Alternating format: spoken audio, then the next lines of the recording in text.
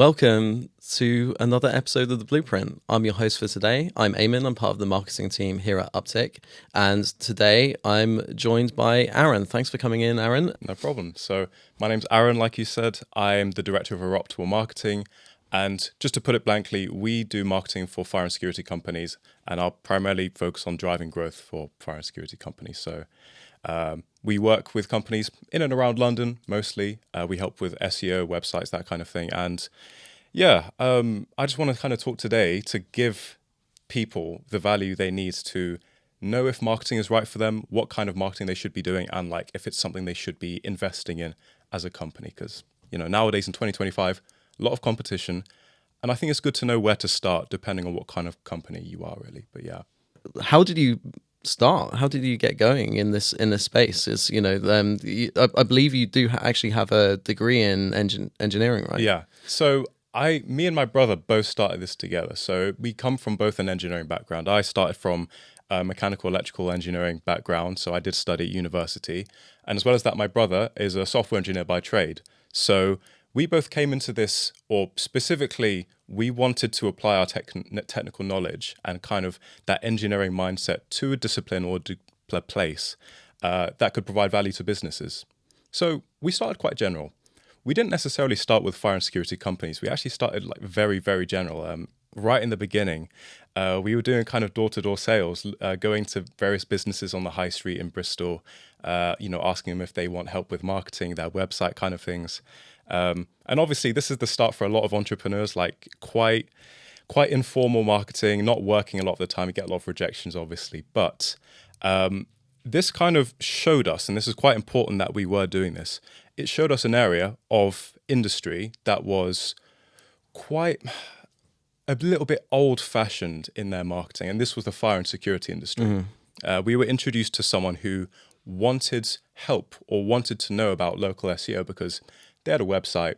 They saw some of their competitors were doing SEO, but they didn't really know how to go about, implementing it in their business to get a return on investment. So we kind of helped people like that in the beginning, and then we thought, okay, this is an industry which is quite under, I would say, not very looked at. Number one, by marketers, a good size, and as well as that, it's one which is a little bit old-fashioned, set in their ways. So we wanted to come in with our knowledge and experience to kind of just revamp the industry a little bit, and knew that with the skills that we had developed kind of in our past endeavors could actually help businesses, grow in this industry. So that's our start. Since then it's kind of been onwards and upwards, working with different size companies, slightly different industries, security, telecoms companies, but throughout that time, we've been very proud to have helped a lot of people in their business journey. Yeah. Awesome. That's such a great story.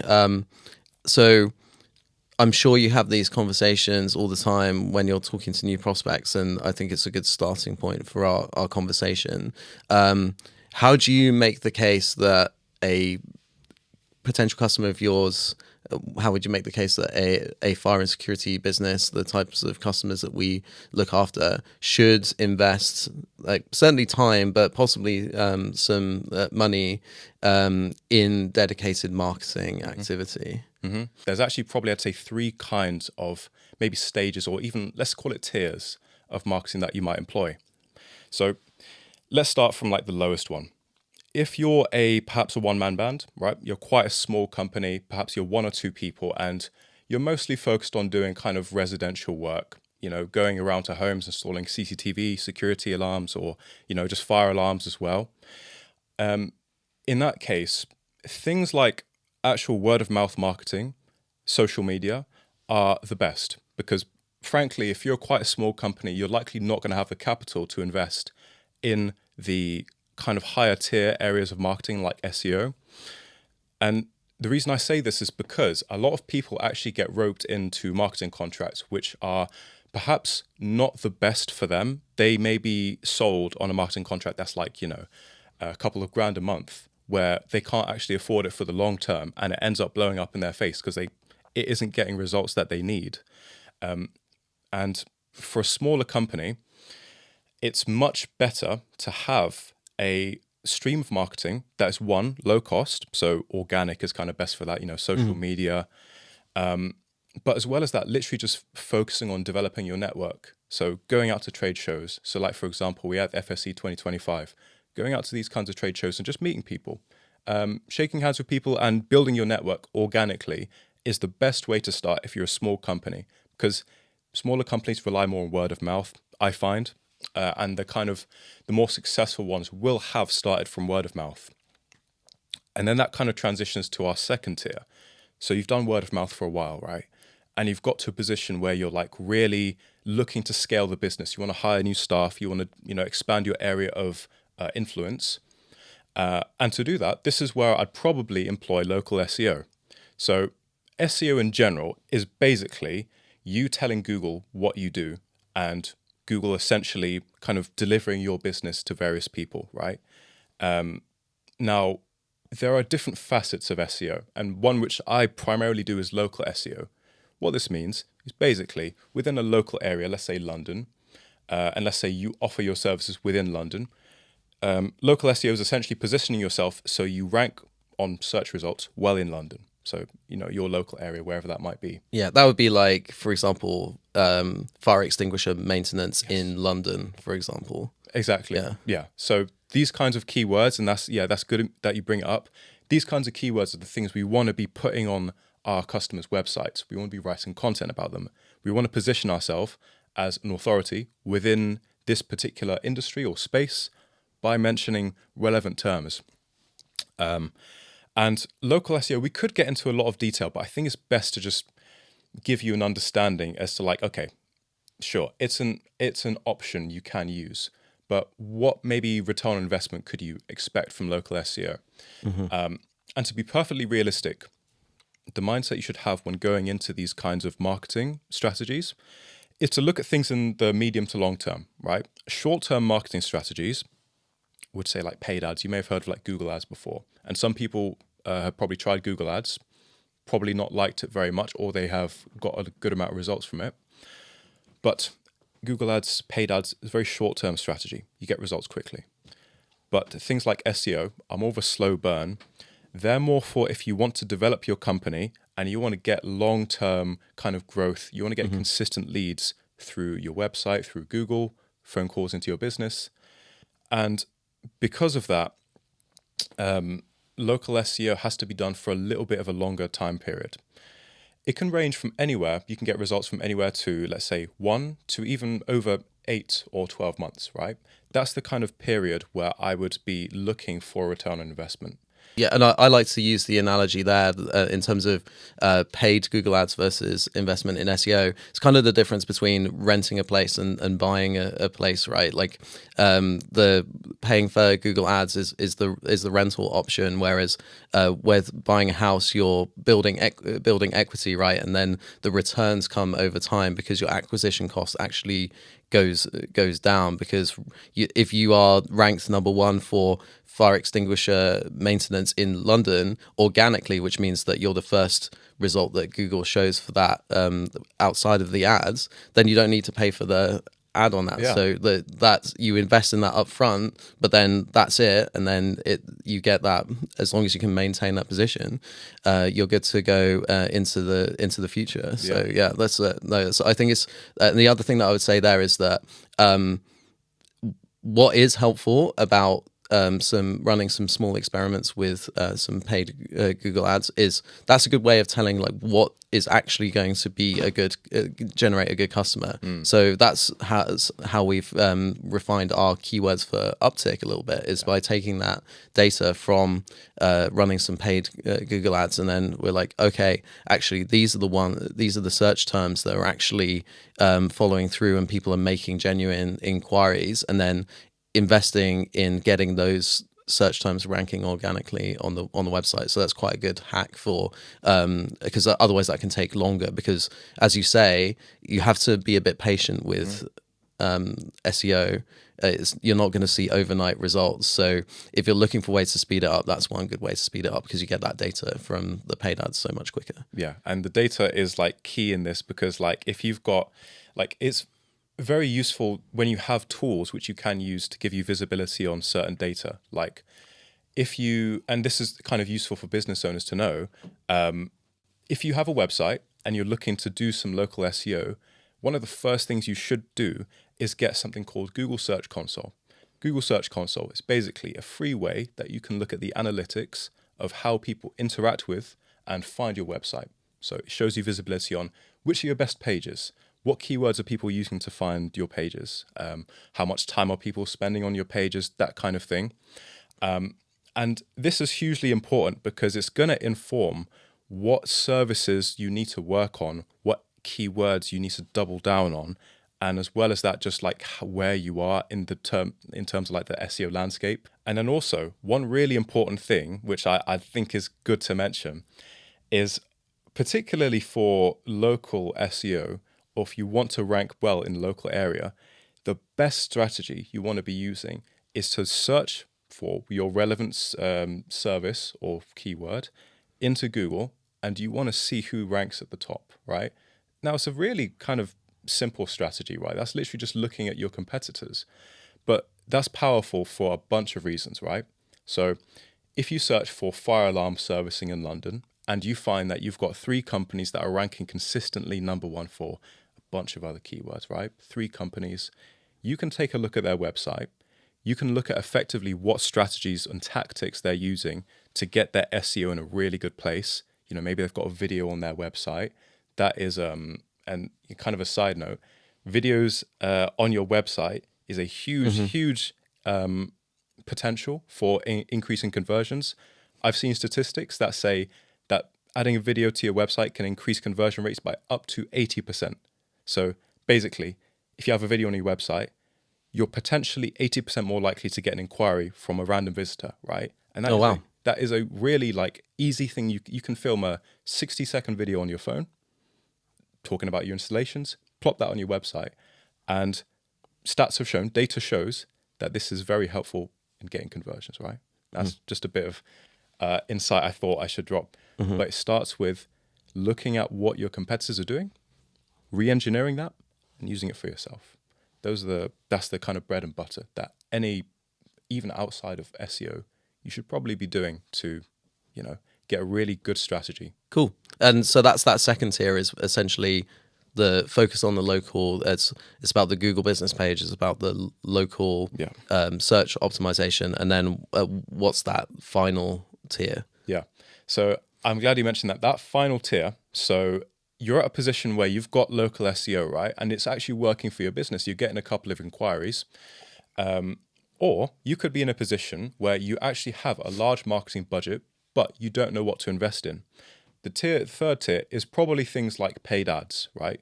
Google ads, even Facebook ads, or actually investing in an internal content team for your company, right? Investing in a team that is filming, recording social media content and putting that out on various channels like LinkedIn, Facebook, X. That's the higher tier strategy. And the reason I say it's higher tier is, and especially for organic content, is because it has to be done really consistently. And then as well as that, I mentioned Google ads and paid ads.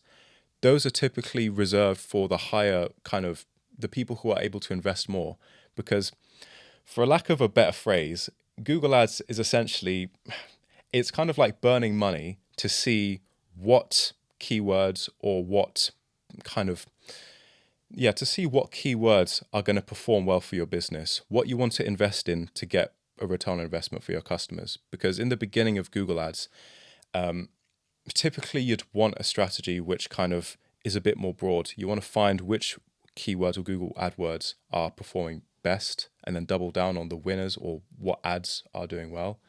And this kind of goes for all paid advertising, I would say. But that's why it's reserved for higher tiers, because there's a bit more risk involved and you have to be willing to invest a little bit more capital and potentially lose a bit of capital in an investment which doesn't work. So those are the kind of 3 tiers of marketing.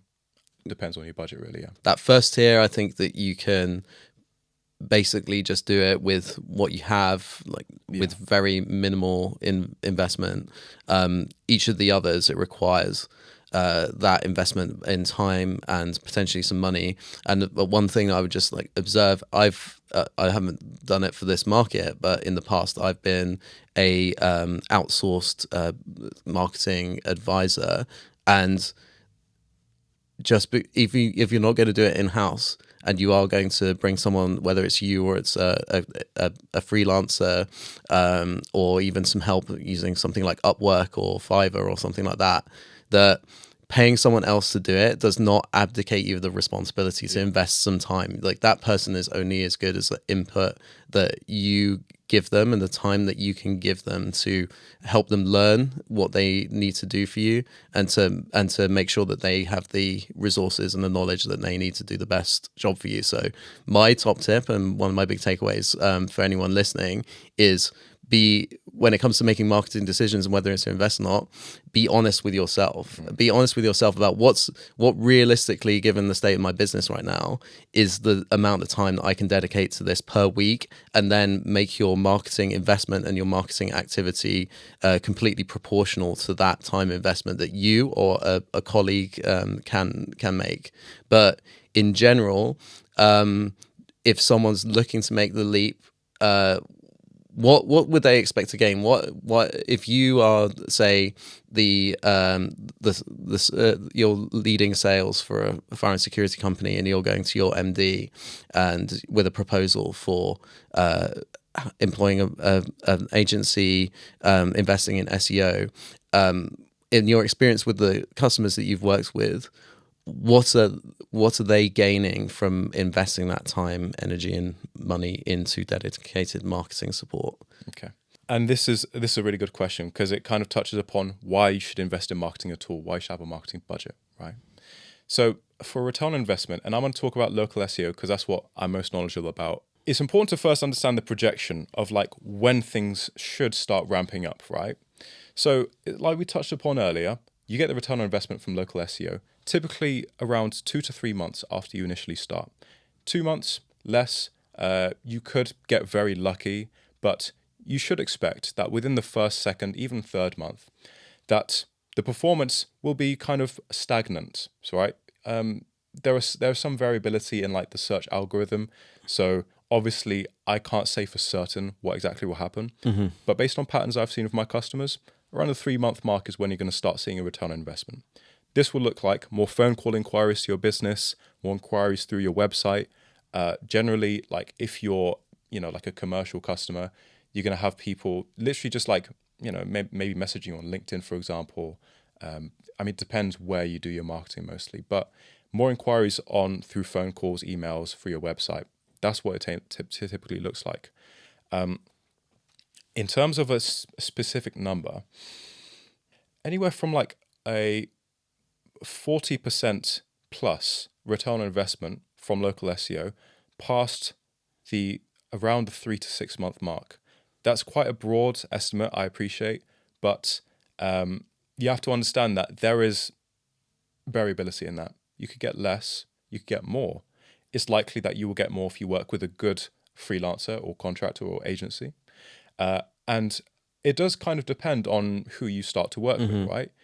Ideally, you want to work with someone who's going to use the right SEO tactics. And actually, I think this gets into quite an important question, topic for business owners who are thinking about investing in SEO. One important thing to note is that there are different kinds of tactics which can be used for SEO. Now, some of these tactics are potentially harmful to your business, right? These are very short-term tactics which are frowned upon kind of by Google and typically maybe yield short-term results, but in the long term harm your SEO.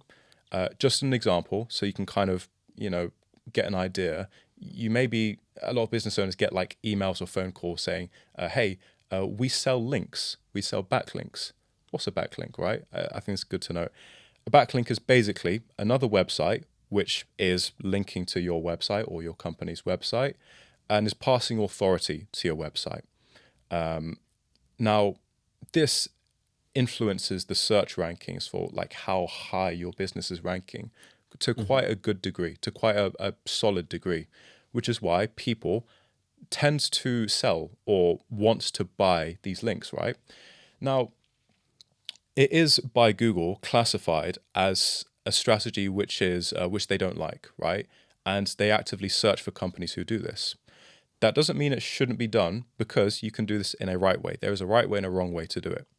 Yep. And the wrong way is typically to buy a bunch of, maybe thousands of spam links, which from the outset seem like they're good, but this will end up in the long term harming your business. So there is a right way to do it, actually, to gain authority for your business organically, or actually even through paid spots in news magazines, in business directories online.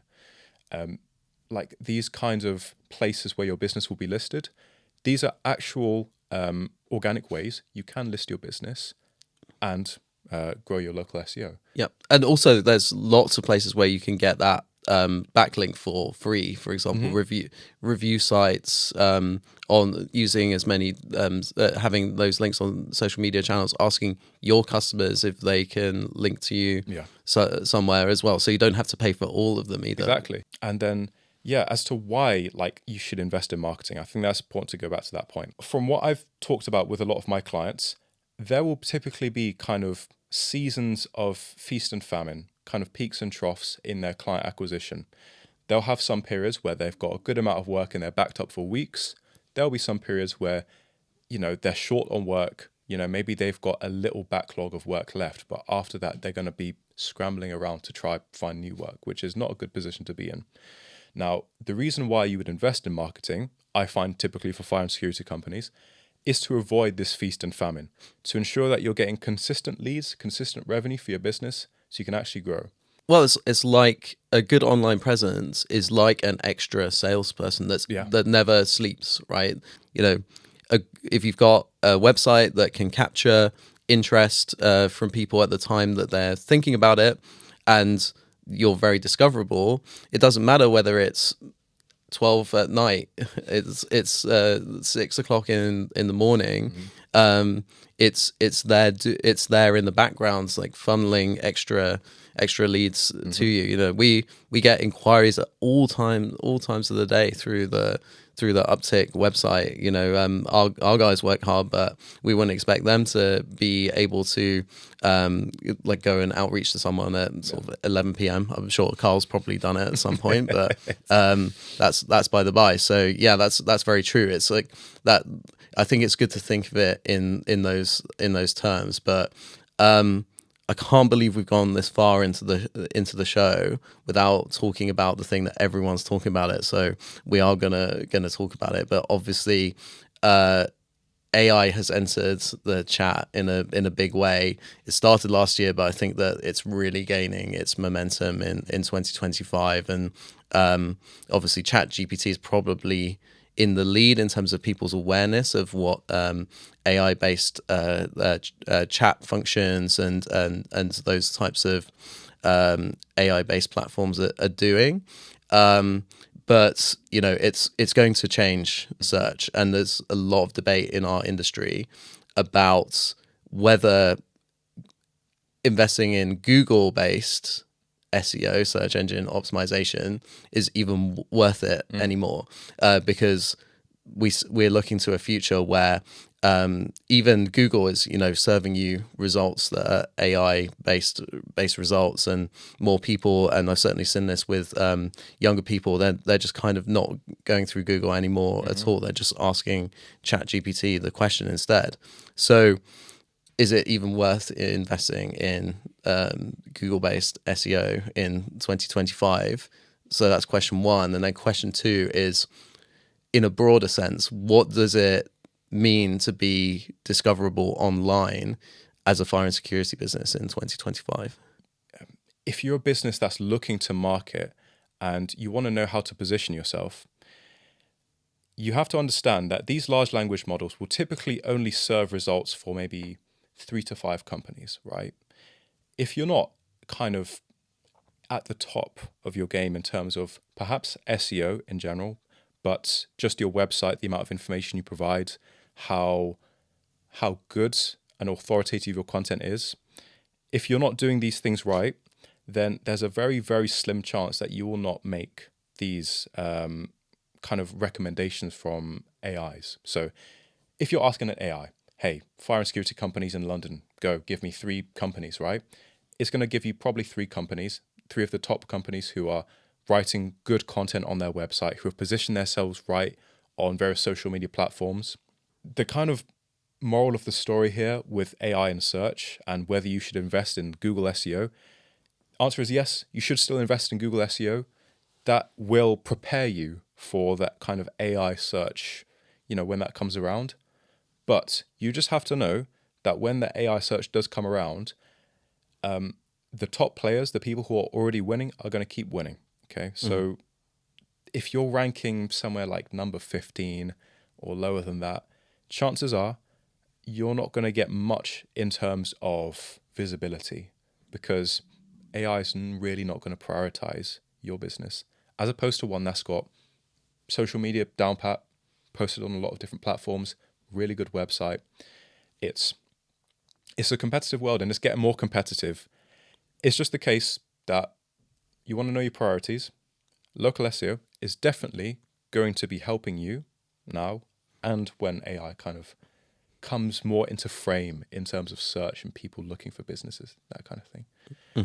Just to add that, it's essentially what ChatGPT is doing when you ask it a question is doing a lot of Google search and Google research for you, right? So I think that definitely the same principles apply, as you've been talking about, but also it goes back to that. It goes back to that link building as well. But it's essentially you can get the same bang for your buck in both areas by focusing on those things that we talked about already. Because the more authoritative websites that you're on and referenced by, that's going to add to the research volume that something like an LLM like ChatGPT is looking at, right? Exactly. And this perfectly goes into your second question, because if you're more visible, right? So actually, let's start. The second question, how does visibility play into search in 2025 or into kind of marketing in 2025? How can you be more visible online, right? So this is, in essence, what we've been talking about link building, what I've been talking about putting yourself on multiple platforms. Your website is not the only place where customers are going to start to find you, and it shouldn't be. You should be present on LinkedIn, X, YouTube if you can to produce some video content, a wide range of platforms. Now, the reason you want to do this is because, one, for AI, as we mentioned, having a lot of different sources of information pointing back to you is a really good indicator that you're like a proper business, like a well-established proper business. And it does give more, like you said, research volume for the large language model to then come back and serve you a result, right? But the second reason as well that's important is for local SEO as well.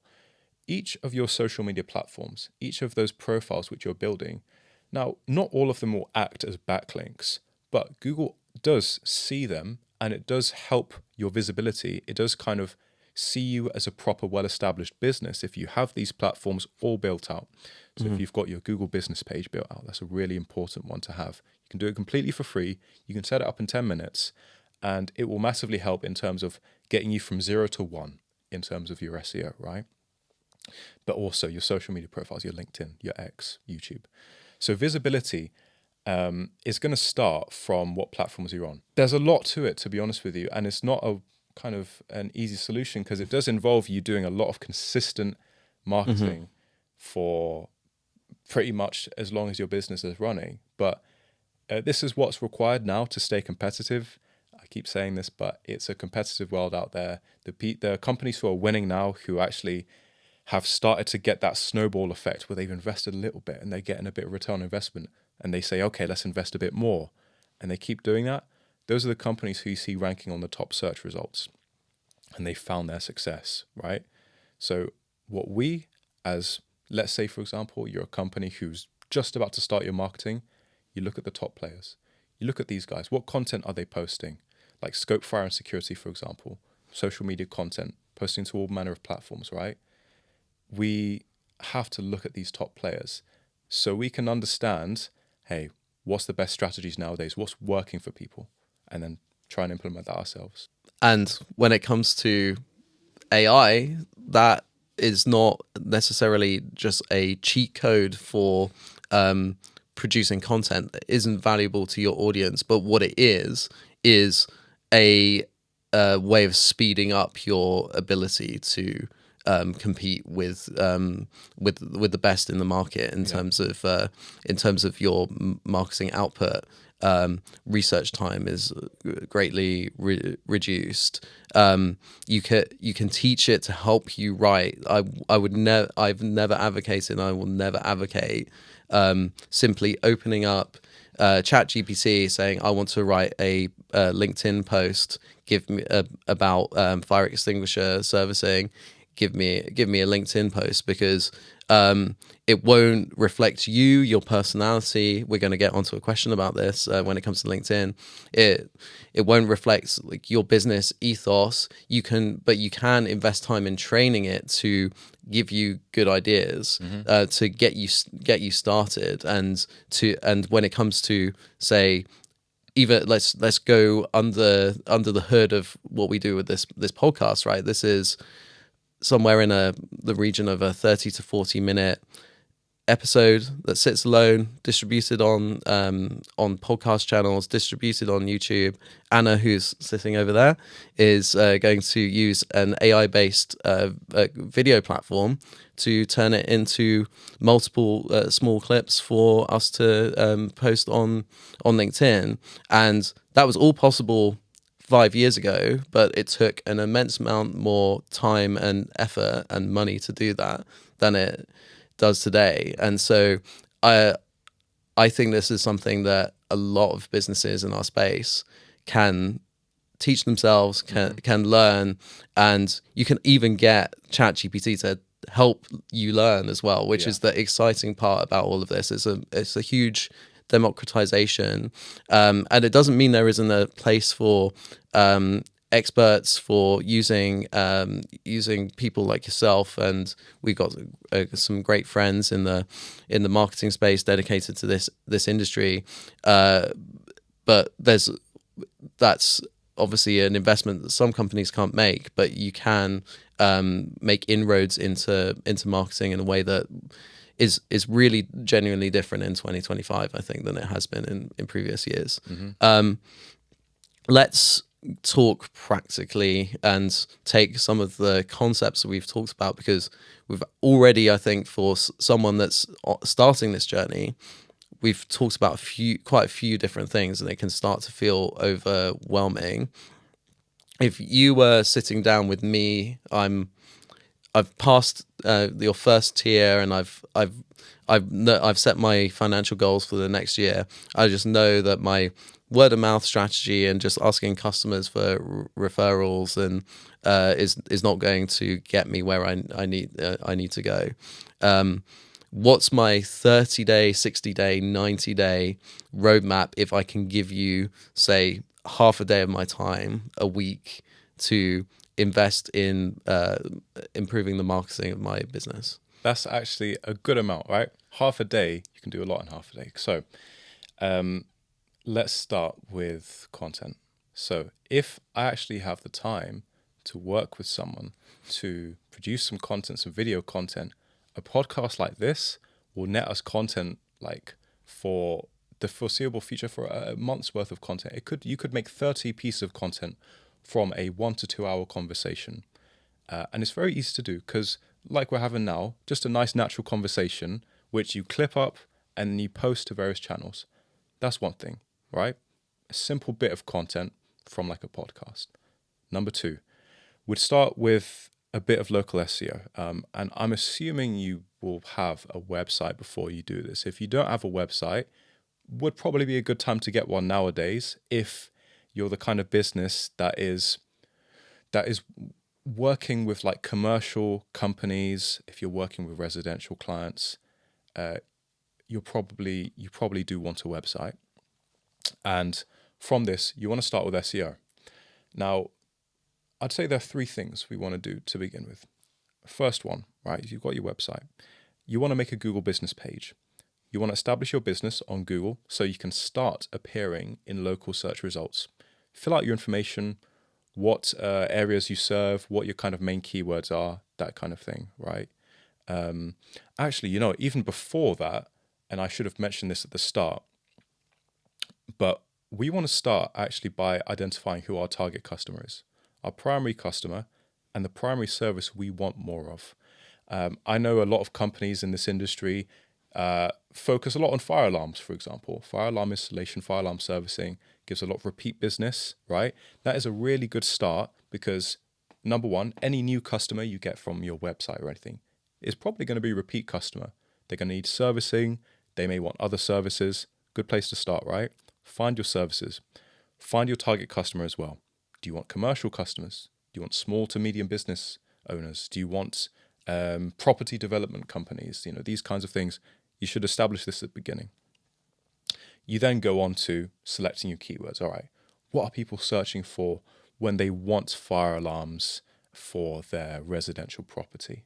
These kinds of things, right? Find the keywords that people are searching for to find the solutions they want. And so we've already gone through the Google business page. Second thing, right, is to start putting some content on your website, which is targeting these keywords. Let me kind of put it as simply as possible with like SEO and writing content for your website. What I found is that Google ranks pages, not necessarily websites. You want to ensure that your page targets one specific primary keyword. You pick a keyword like fire alarm installation in London, and then you write some content about it. You try put together statistics like what we just talked about with AI. It makes it so easy to go away and do a bunch of research to get some useful statistics and insights to put in that content. That makes you sound authoritative and it makes the content much better. And then as well as that, the third thing I would do, so after you've got your Google business page, you've identified who your target customer is, you've got some content going out there as well. The third thing I'd probably do is, like I mentioned previously, do some competitor research. And this should probably be done earlier. But once you have your keywords, this makes it much easier to do. You can very simply put your primary keywords into Google search, the ones you've determined from your customer research, from your target customer research. See who's ranking at the top. See who your top competition are. Make a list of the strategies and the tactics they're using. Just make a checklist for now. You can keep it simple. And then throughout the coming weeks, throughout the coming months, implement these things, which they're doing. If you've got half a day a week, making some content, distributing it to your channels, and then doing a monthly audit or a quarterly audit, see where you are, plan out your next steps, look at how your competition has changed, what are they doing right, what are they not doing right, how can we be better than them, what can we implement from them. Implementing that, and just a feedback loop, literally just a feedback loop, and continuing that for anywhere from 3 to 6 months plus. If you're willing to stick with it for that long, you will get results from a strategy like that, yeah. So we're talking analyze, implement, review, and feedback repeat. loop. Yeah. Feedback loop, yeah. Hugely important. Like I learned this from social media, like from posting on LinkedIn. Like you want to look at the posts, the content which has done the best for you, what's got the most engagement, the most views, what has driven inquiries, and you want to do more of that. You want to double down on what works. And I think this is the to simplify, because as a business owner who's listening to me spout all about these things, it's probably quite overwhelming. But if there were one key phrase that I would tell someone, it would be to double down on what works, right? You've got to find who are the top players, who are the key players, what are they doing, right? What strategies have they got? See what's working. To be frank, who's making money? Look at the strategies and tactics they're implementing. Implement that for yourself. It is literally that simple. But the caveat is you have to be willing to do this for the long term, for the medium to long term. You have to be willing to invest.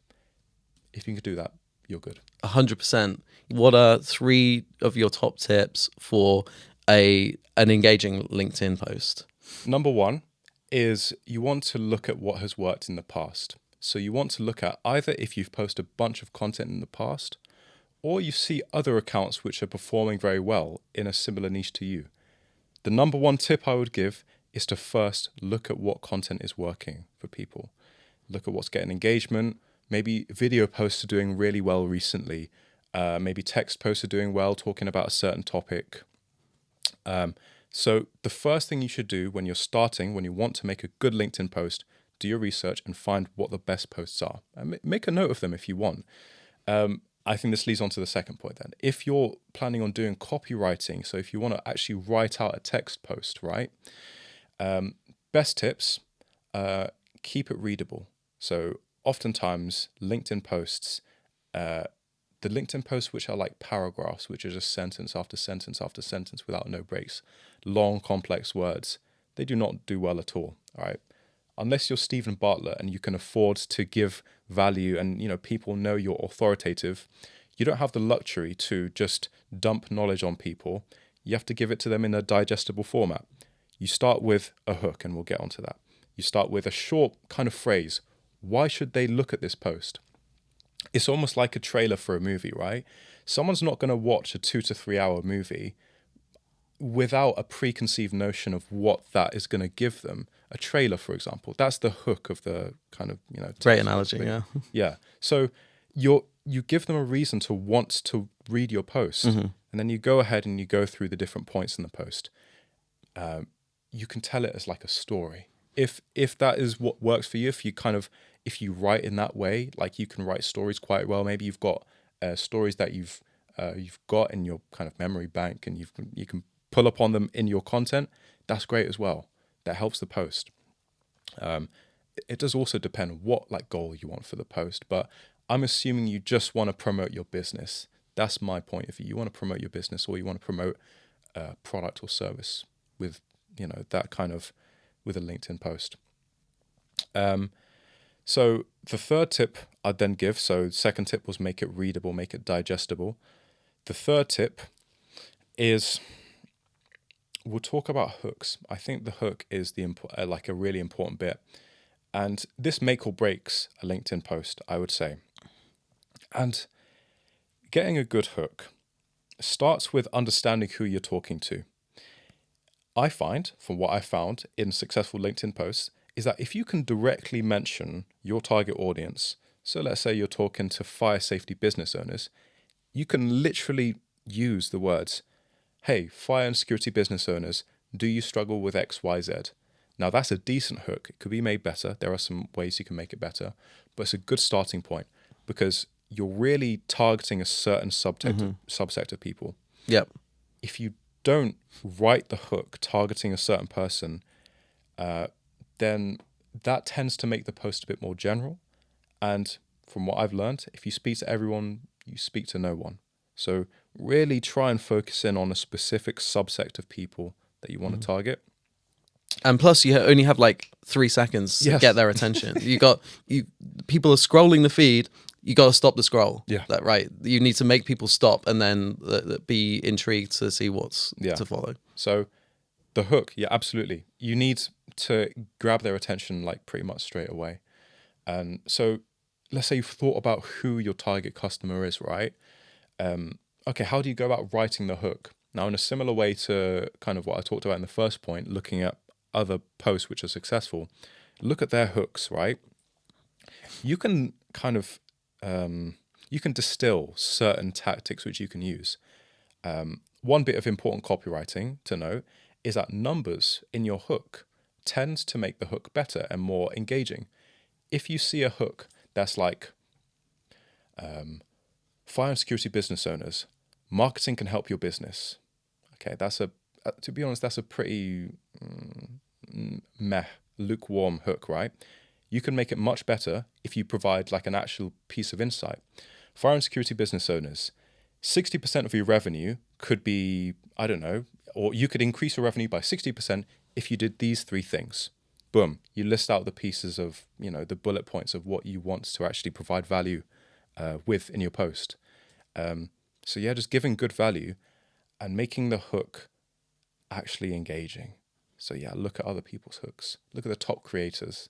Because the top creators, obviously, they invest in their own social media presence. They've got teams working on trying to analyze what the best hooks are. They look at the data.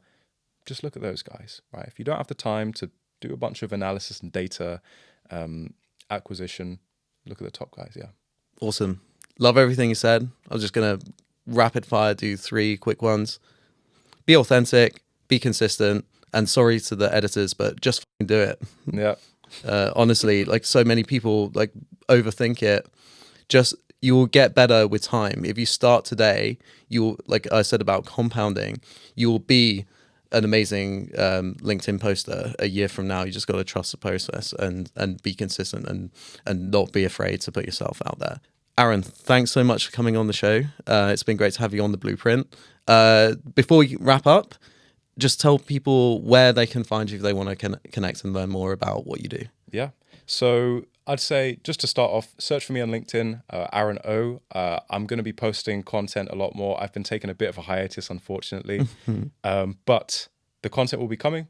Take a look at the content, just watch some videos. I provide value on how you can get started with your marketing, what you need to know about, and how you can make your business grow.